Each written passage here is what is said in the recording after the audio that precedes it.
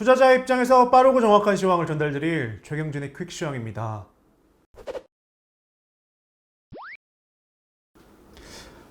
국내 시장은 미국 시장과 사뭇 다른 모습이었습니다. 어떠셨나요? 네, 오늘은 약속에 늦어가지고 급하게 지하철을 타러 뛰어내려가서 지하철을 탔는데 반대편 방향을 탔습니다. 네, 오늘도 바로 질문 드리겠습니다. 오늘 아침에는 기대감이 컸는데 상승폭을 유지하지 못했습니다. 국내에 특별한 악재가 보이지 않는데 오늘도 중국 때문인가요?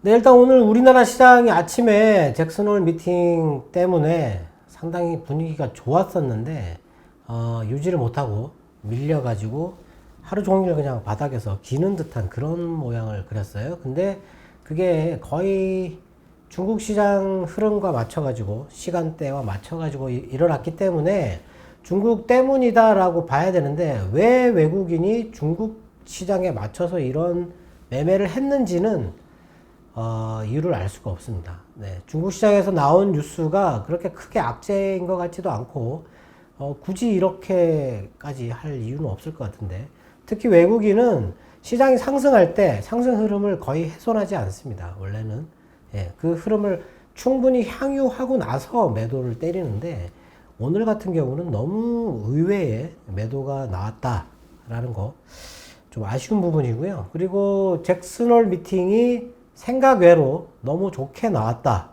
네, 많이 알려져 있었지만 좋게 나왔다. 그래서 미국 시장이 많이 올랐잖아요. 그래서 오늘 우리 시장은 충분히 기대를 할 수 있었고 아침에 환율도 1161원으로 시작을 했어요. 네, 그래서 뭐 환율도 떨어지고 해서 분위기가 좋았다라고 생각했는데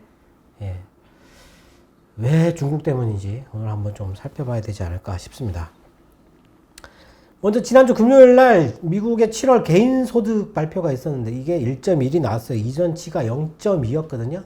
많이 늘었어요. 근데 소비는 0.3이 나왔어요. 이게 1.1이 이전치거든요. 소비는 줄었잖아요. 7월 달에. 소득은 늘었는데 소비는 줄었어요. 저축하고 있는 돈이 계속 증가하고 있다. 이게 언제 나올지 기대를 할 수 있는 그런 상황이죠. 그리고 도매 재고는 0.6%로 지난번에 1.2%였는데 줄었어요. 또 도매 재고가. 그리고 개인 소비 지출 물가 지수 이게 이제 연준이 가장 주의 깊게 본다는 그건데 4.2%. 지난번에 4%였는데 4.2%. 근원 소비 지출 물가 지수도 3.6%. 상당히 높게 나오는 수준이고 그리고 8월 미시간대 소비자 신뢰 최종치가 70.3으로 지난번에 70.2였는데 소폭 올라서 발표가 됐고 유가가 69달러를 넘어섰거든요. 근데 뭐 허리케인 때문이다. 멕시코만 그쪽에 허리케인 발생해가지고 오늘 뭐 정유주들 올랐는데 그런 뉴스가 나왔었는데 뭐 그렇다면은 뭐 잭슨홀 영향은 아닌 것 같고 뭐 어떻게 해석하냐에 틀리겠죠. 하여튼 근데 유가가 69달러까지 올랐다라는 거는 좋은 얘기죠. 좋은 뉴스였고 미국채 금리가 1.3 아침에 우리가 시작할 때 1.306이었어요. 이렇게 많이 오르다가 다시 내려왔는데 그 연준 의장의 발언 때문이지 않을까 싶은데 뭐 그것도 뭐 떨어졌지만 크게 나쁜 영향을 준 거는 아니고요. 그리고 유럽 연합에서 미국발 입국자를 제한하겠다. 이런 얘기 있었는데 그게 뭐 안 좋은 뉴스죠. 안 좋은 뉴스인데 그것 때문에 우리 시장이 밀렸다. 일단 뭐 잭슨홀 미팅 이후에 나온 뉴스 때문에 우리 시장에서 외국인이 그렇게 반응을 했다라고 생각을 해야 되니까 그 첫 번째 뉴스가 이거죠. 유럽연합에서 미국발 입국자를 제한을 한다라는 그런 게 있었고 그리고 중국발 뉴스가 있었어요. 그게 이제 중국 빅테크 기업이 미국 시장에 상장하는 거를 중국 정부가 금지하는 거를 추진을 한다. 이런 얘기가 있었고, 그리고 미국의 그 자동차용 반도체 관련된 그게 화웨이한테 수출 허가가 났다. 이런 뉴스가 있었는데, 미국 정부에서 부인을 했거든요. 그거 때문에 빠졌다. 뭐 이렇게 보긴 좀 어렵지 않을까 싶은데, 하여튼 뭐 그것도 나온 뉴스, 악재인 뉴스인 것 같고, 그리고 아프가니스탄에 또 로켓포 공격이 또 있었죠. 그리고 이거 이번에 이 탈출 작전 때문에 민주당과 공화당 양측에서 바이든을 상당히 강하게 비난을 하고 있는데, 공화당에서는 뭐 사임을 해야 된다. 사임하라. 뭐 이런 얘기를 하고 있어요. 네. 정치적으로 좀 안 좋은 그런 입장이다. 네. 뭐 이런 게 일단 악재, 잭슨홀 미팅 이후에 나온 악재인데, 잭슨홀 미팅 이슈는 그거를 훨씬 넘어설 만한 그런 뉴스였거든요. 근데 아침에 시작하자마자 외국인이 매도를 했어요. 선물, 코스피, 코스닥 다 매도를 했는데, 선물은 10시 반 중국 시장이 열리고 나서 바로 매도를 줄이기 시작을 했고요. 그리고 코스닥 시장도 10시 반 넘어서 매도를 줄여가지고 마이너스 1,300억까지 갔던 게 지금 플러스 200억으로 끝났잖아요. 네. 좋은 흐름인데 코스피 시장은 매도가 더 나왔어요. 네, 한 1,000억 정도 더 나왔는데 그것 가지고 시장이 이렇게 맥없이 이렇게 밀린다. 도저히 이해가 안 되는 부분이죠. 네. 뭔가 좀 고민을 해봐야 될 상황이 아닌가 싶습니다. 네. 잭슨홀 미팅은 어느 정도 전망한 대로 나온 것 같습니다. 미국 시장은 좋았는데 우리 시장에서 외국인의 반응은 왜 반대인가요? 네, 지금 방금 전에 제가 그걸 고민을 좀 해봐야 된다라고 생각을 했는데, 초반에 제가 말씀드렸지만 외국인은 이 상승하는 흐름을 훼손하지 않거든요. 네, 잘 훼손하지 않습니다. 물론 훼손할 때도 있죠. 자기들만이 갖고 있는 정보 때문에 훼손할 수도 있지만 잘 훼손하지 않는데 이번에는 훼손을 했다라는 거죠. 네. 근데 오늘 대만도 또 1% 넘게 올랐잖아요. 네. 그리고 오늘 중국 시장도 상승이 그렇게 나쁘지는 않았어요. 근데 장중에 지금 마이너스로 들어갔다가 지금 현재 또 마이너스로 들어가 있는데 하락이 크지 않습니다. 네. 저것 때문에 매도를 할 이유가 없는 거죠. 네.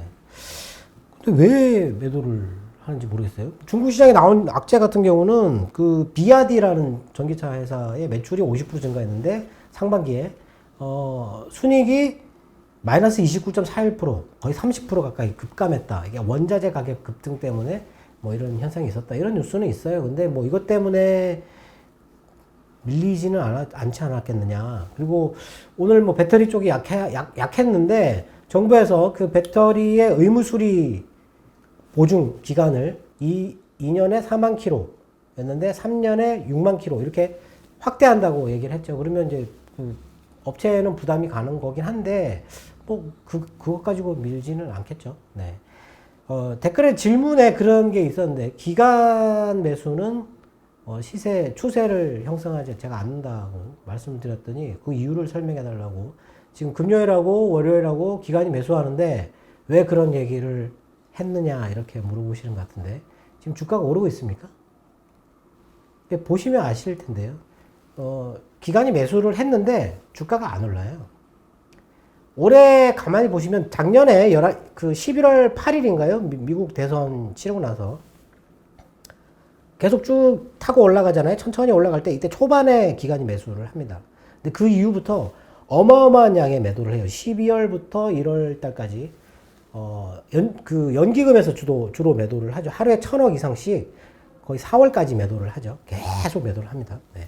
근데 그 와중에 이제 3월 달에 한 번, 5월 달에 한 번, 7월 달에 한 번 반등하는 구간이 있어요. 그때 기간의 매수가 있습니다. 그때 한 3, 4일 정도 짧게 2조 이렇게 나와요. 나오는데 그 이후에 바로 다 매도. 기간은 지금 추세를 형성할 의지가 없어요. 예. 시장을 지금 현재가 너무 비싸다고 판단하고 있기 때문에 추가로 상승을 못할 거다. 왜냐하면 밴드를 3,000에서 3,300을 잡고 있는데 이게 지금 3,300에 있었지 않습니까? 3,200에서 3,300에서 계속 머물러 있었는데 주식을 사서 끌어올린다? 그러면 그런 전망을 할 필요가 없잖아요. 물론 기간이 항상 전망한 대로 움직이지는 않지만, 예. 그리고 우리나라 기간의 특징은 미국의 마젤란 펀드처럼 압도적으로 높은 수익률을 내려고 하는 그런 펀드 매니저가 없어요. 예. 빠질 때는 코스피보다 덜 빠지면 되는 게 아니고 다른 운용사들보다 덜 빠지면 되고요. 오를 때는 코스피보다 더 많이 올라야 되는 게 아니고 다른 운용사들보다 조금 더 높으면 돼요. 예. 무리수를 두지 않으면 된다라는 거예요.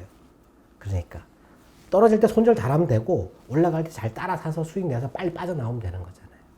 예. 지금 이런 높은 상황에서는 기관의 운용 스타일은 그런 스타일을 그린다라고 보시면 되기 때문에 지금 기관이 뭐 이틀 금요일하고 샀다 해가지고 지금 지수가 올랐다. 바닥에서 잘 샀잖아요. 예, 정말 잘 샀지 않습니까? 3050포인트에서 샀지 않습니까? 근데 이거를 지금 3140인데 끌어올리지는 못하고 있는 거죠. 오늘 외국인이 뭐 많이 팔았나요? 오늘 외국인 코스피 시장에서 2,500억 팔았습니다. 물론 장중에 3,500억 정도 팔긴 했는데 그거 팔았는데 지수가 밀렸어요. 그리고 코스닥은 오전에 그렇게 천상에 팔다가 1,500억을 샀잖아요. 네. 그리고 오늘 외국인의 선물 매도도 초반에 그렇게 나오고 나서 그 이후부터는 조금씩 줄여가고 있었거든요. 네. 근데 밀렸잖아요. 기관이 사서 오르는 게 아닙니다, 지금. 그러니까. 그리고 빠지면 개인이 받쳐주고 있지 않습니까? 든든하게 개인이 받쳐주는데도 불구하고 이거 못 올리는 거잖아요. 올릴 의지가 없다라는 거죠. 네. 그걸 뭐 잘한다, 못한다 그런 게 아니고 지금 현재 기관의 운용 스타일, 지금 현재 운용하려고 하는 그 기준점이 거기에 있다. 박스피라고 자꾸 얘기하지 않습니까? 거기서 벗어나려고 하지 않습니다. 이번에 하락이 컸으니까 자기들이 생각한 박스의 하단에 도달했잖아요. 그래서 매수하는 거죠. 예, 근데 살짝 올라가니까 바로 매수 강하게 안 하는 거예요. 예. 연기금이 지금 매수를 해야 이 박스피를 돌파하는데 연기금이 매수할 의지가 없어요. 기관에서는 올해 말까지 연기금이 강한 매수를 할 거다라고 그런 분석 자료가 있긴 한데 지금 우리나라 투자 비중을 봐서는 연기금이 투자를 뭐 새로 할 것 같지는 않습니다. 예. 근데 오늘 중국에 나온 뉴스 때문에 외국인이 팔았다. 그건 아닌 것 같고요. 오늘 외국인의 매도는 좀 이해가 안 되는 부분이 있는데 시장이 못 오르게 막고 있다. 근데 선물은 사고 있는데 주식은 팔고 있다. 라는 거죠. 발목을 잡고 있다라는 겁니다. 못 가게. 바지가랭이를 잡고 있는 것처럼 그런 흐름인데 중요하게 생각해야 되는 부분은 삼성전자의 배당금이에요. 4월 달에 4월 17일 날 배당금이 나왔고 이번에는 8월 18일인가요? 배당금이 나왔거든요. 그 배당금이 나오면 외국인은 그 돈 거의 다 빼갑니다. 절대 남겨두지 않아요. 항상 그만큼 다 빼가요. 빼가면 환율이 올라가거든요. 4월 달에는 4월 말일부터 해가지고 5월 중순까지 환율이 1110원부터 1135원까지 이렇게 환율이 올라가죠. 근데 지금은 배당을 주기 전에 이미 환율이 뛰었어요. 이미. 많이 뛰었잖아요. 근데 배당을 지급했잖아요. 근데 10조 원 정도를 팔았잖아요. 외국인이. 예. 근데 어제 보면, 어제가 아니고 금요일 날 보면 미국 시장의 분위기가 마이크론 추천이 어마어마하게 많이 나왔습니다. 근데 왜 삼성전자를 안 사는 걸까요? 배당금을 지금 빼내가야 되는 상황인 것 같아요. 배당금 때문이지 않을까? 그래서 환율도 떨어지지 않고 멈춰 있는 것 같고, 그리고, 그것 때문에 지금 삼성전자 매수를 일부러 안 하는 게 아닌가. 일부러 안 하는 게 아닌가 싶습니다. 오늘 시장은 좀 많이 아쉬운데, 네. 이런 타이밍이라는 게 있는데, 외국인이 이런 행태를 보이면 시장이 조금 아쉽죠. 네. 이렇게 외국인이 바지가랭이를 잡았을 경우에 그 뒤에 이렇게 올라가느냐? 그런 경우가 잘 없어요. 네. 근데 지금 이제 다음 달 되면 이제 미국 의회가 또 다시 열리는 게 월 말 되면 열리는데 부채한도 얘기 이제 해야 되는 거거든요. 네. 부채한도 해야 되는데 지금 이거 아프가니스탄 때문에 지금 상당히 난처한 상황이죠. 네. 이게 어떻게 될지 악재가 될 가능성이 있다. 우리가 올라갈 수 있는 시간은 지금 이거 잭슨홀 미팅 끝나고 타이밍 해서 9월 중순까지는 쭉 올라야 되는데, 예. 지금 배당금 때문인지 그 13조 원 때문인지 바지가랭이를 잡혀 있다. 예. 좀 많이 아쉬운 부분입니다. 네. 말씀처럼 삼성전자의 배당금 지급 이후에 환율이 크게 상승하지 않았음에도 불안한 흐름이 지속되고 있는 것 같습니다. 미국 시장 분위기와 이렇게 크게 다른 이유가 있을까요? 뭐 여러 가지 나쁜 얘기는 다 갖다 붙이면 되는 거죠. 네, 오늘 북한에서 그 7월 초에 영변 원자로 가동한 것 같다라고 국제 원자력 기구에서 발표를 했는데 거기다가 지금 영국 그 항모 전단이 지금 우리나라 동해 쪽에 들어왔어요. 그래가지고 내일부터 또 같이 훈련한다고. 예. 미국은 참여하지 않겠다. 예. 미국이 참여를 하지 않습니다. 왜 미국이 참여하지 않느냐? 북한의 눈치를 보기 때문에 지금 참여를 하지 않아요. 예. 근데 지금 우리는 영국 그 항모전단에 왔으니까 환영이 그냥 뭐 간단한 뭐 연합훈련 해야 되니까 뭐 그런 거 하면은 또 북한이 오늘 또 한마디 했잖아요. 예. 자극하는 거죠. 뭐 그런 것도 우리나라만의 악재일 가능성이 있죠. 그걸 또 그것 가지고 시장이 못 올랐다고 생각하시는 분들이 계십니다 또. 예. 그렇기 때문에 나쁜 뉴스는 다 갖다 붙이면 되는 거죠. 네. 우리나라만의 나쁜 뉴스는 다 갖다 붙이면 되는 겁니다. 아까 말씀드린 뭐 배터리 관련된 뉴스도 있고, 예. 뭐 제가 보기에는 근데 지금 수급상의 문제가 아닐까 싶은데, 한국은행이 금리를 올리고 나서 오히려 우리나라 금리는 내렸어요. 그리고 오늘 금융주들이 많이 빠졌습니다. 예. 잭슨홀 미팅에서 나온 얘기가 경제가 잘 회복하고 있다. 인플레이션은 2배 정도 급등했는데 특정 상품에 대해서 급등했고 이거는 일시적일 것 같다. 그리고 실업률은 완전 실업률까지 가야만이 되는데 아직까지도 많이 부족한 상태고 부의장은 이게 큰 진척이 있어야만이 테이퍼링 논할 수 있다. 예. 그렇고 경제는 지금 코로나와 상관없이 잘 가고 있는 것 같다. 예. 그리고 채권 매입 규모 축소하지 않고 이대로 유지를 하고 그리고 테이퍼링을 한다고 해가지고 금리 인상이 그것과 연결되지 않는다. 금리 인상은 아주 멀리 있다. 아주 멀리 있다라고 얘기를 했어요. 그렇기 때문에 아마 이렇게 금리가 내려오는 게 아닌가 싶은데 그것 때문에 금융주가 빠졌다. 근데 오늘 건설주가 올랐잖아요. 철강주도 올랐죠. 제가 금융주 올라가고 나서 바로 움직이는 게 건설주, 철강주 이런 게 움직인다 그랬잖아요. 근데 희한하게도 건설주, 철강주, 오늘 조선주, 화학주도 움직였어요. 물론 정유주 같은 경우는 유가 때문에 움직였다고 할 수 있겠지만 굴뚝주들이 움직였다라는 거죠. 네. 분위기가 뭔가 이게 그 이전에 8월 초에 이렇게 상승할 때랑 지금 약간 다르다. 근데 반도체가 지금 발목이 잡혀 있다라는 거죠. 왜 발목이 잡혀 있을까? 추천이 저렇게 많이 들어오는데도 불구하고, 네. 그럼 기관은 왜 삼성전자를 안 사는 겁니까? 그걸 물어봐야 됩니다. 그러니까. 예. 기관이 매수를 하는데 왜 삼성전자가 강하게 매수를 하지 않느냐. 물론 외국인 입장에서는 환율이랑 배당률 따지면 지금 상당히 매력적인 자산인데 기관 입장에서는 주식을 살 때 우리나라 주식을 사면 실적이 좋아져야 사는 건데 그럼 실적이 안 좋아질 것 같아서 안 사는 건가? 예. 분명히 반도체 전망은 물론 그쪽에서 얘기한 게 맞지는 않겠지만 좋다고 얘기를 했고 금요일 날 마이크론의 그 추천 그걸 보면 삼성전자를 안 살 이유가 없거든요. 네. 하여튼 뭐 여러 가지 요인으로 분석을 해볼 수는 있는데 안 좋은 것만 다 갖다 붙여서 설명할 수는 있어요. 근데 제가 보기에 오늘 외국인의 매매는 이해하기 힘든데 예, 뭔가 시장을 못 오르게 누르고 있다.